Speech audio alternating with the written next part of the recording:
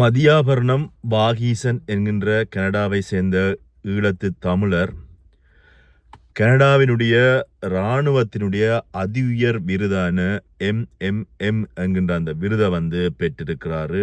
இதனால அவர் தான் பெருமை அடைவதாகவும் தான் கனடாவில் இருந்து வெளிநாடு சாதித்த ஒரு தமிழர் அப்படின்றது மட்டுமில்லாமல் இந்த MMM என்கிற இந்த உயரிய விருதை பெற்ற முதலாவது தமிழர் என்கின்ற பெருமையும் இவருக்குத்தான் சாரும்.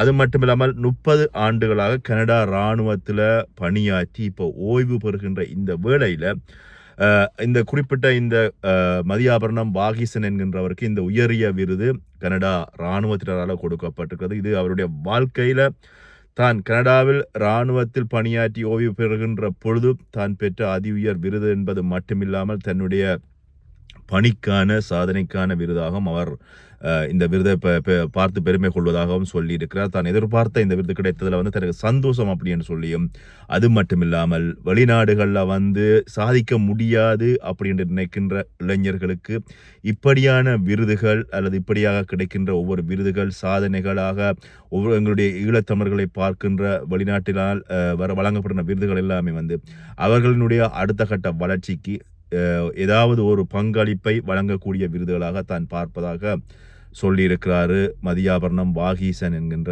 கனடாவில் உயரிய விருதை பெற்ற ஈழத்தமிழர். நன்றி.